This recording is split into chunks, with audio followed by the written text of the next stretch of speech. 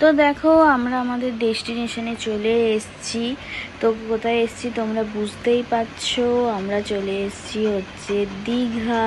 তো দেখো দীঘার সমুদ্র দেখে মনটা পুরো জুড়িয়ে গেল। তো হাই এভরিওয়ান, আমি রুনম, আমার একটা নতুন ভিডিওতে তোমাদের অনেক অনেক ভালোবাসা অ্যান্ড ওয়েলকাম।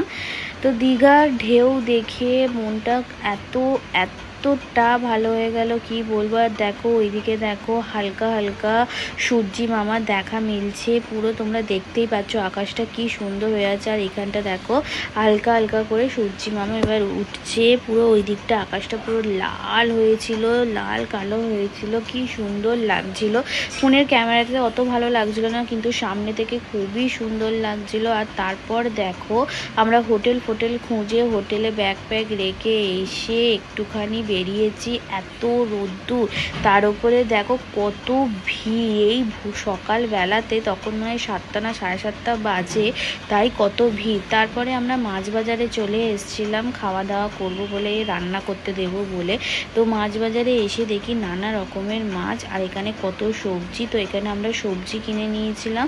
চলো তোমাদেরকে মাছ দেখাই, কত রকমের মাছ আছে, কাঁকড়া রয়েছে, কত সুন্দর সুন্দর মাছ রয়েছে। চলো তোমাদেরকে ঘুরিয়ে দেখাই। ওই দেখো এখানে কত রকমের মাছ রয়েছে, তোমরা দেখতেই পাচ্ছ। এখানে রয়েছে লোটে মাছ, পমফ্রেট মাছ। আর দেখো এই কাঁকড়াগুলোকে কি সুন্দর দেখতে লাগছে না, খাবো কি, দেখতেই কি সুন্দর দেখতে লাগছে। আর এখানে দেখো এই কাঁকড়াটাকে বাজে দেখতে, এই কাঁকড়াটা ভালো না। আর এখানে দেখো কত রকমের মাছ ছিল। আর তারপরে মাছ ফাছ কেনাকাটা হয়ে গেছে আমাদের। আমরা এবার একটুখানি টিফিন করব। তো টিফিন করতে যাব। তারপর ওখানে আরেকজনের সঙ্গে দেখা হয়ে গেছিল, তোমরা কি দেখে বুঝতে পারছো কি না জানি না। এখানে গেছিল হচ্ছে ইউটিউবার পিয়ালি কার্তিক, দিদিভাইদের সঙ্গে দেখা হয়ে গেছিল, কিন্তু ওনাদেরকে ডাকলাম, ওনারা কোনো সাড়াও করলেন না, শব্দও করলেন না। এই ব্যবহারটা খুবই খারাপ লেগেছে।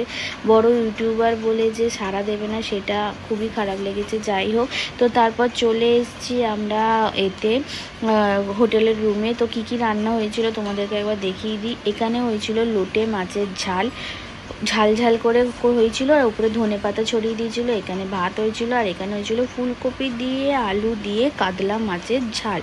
তো রান্না বান্না খুবই দারুণ ছিল, আর এখানে মাছ ভাজাও ছিল, খুবই সুন্দর ছিল। তারপর সন্ধেবেলা দেখো একটুখানি চলে এসেছি সমুদ্রের ধারে বসবো বলে। সমুদ্রের ঢেউ আর হাওয়া দারুণ ছিল, কিন্তু সেদিনকে আমরা একটুখানিও হাওয়া পাইনি। তারপর একটু আইসক্রিম খেয়ে নিলাম, চা খেয়ে নিলাম।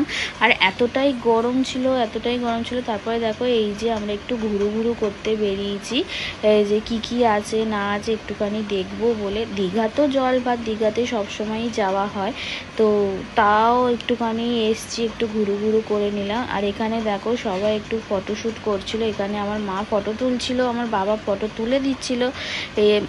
তো খুবই সুন্দর লাগছিল যে ব্যস্ততার জীবন কাটিয়ে একটু এসছি, যার জন্য একটু মজা করব, একটুখানি আনন্দ করব বলে খুবই ভালো লাগছিল। তারপর দেখো আবার হোটেল রুমে চলে এসছি। এই যে হোটেলের রুম, আমাদের হোটেলটা তোমরা দেখতেই পাচ্ছ। তোমাদের পরের ভিডিওতে আমি হোটেলের রুমটা খুব ভালোভাবে ঘুরে দেখিয়ে দেবো।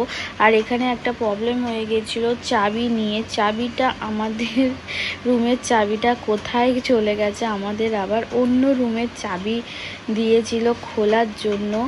মানে কি বলবো, হোটেলের মানে নতুন সবে হোটেলটা তৈরি হচ্ছে, তোমরা দেখে বুঝতেই পারছো। তোমাদেরকে আমি পরের ভিডিওতে হোটেলটা ঘুরিয়ে দেখাবো।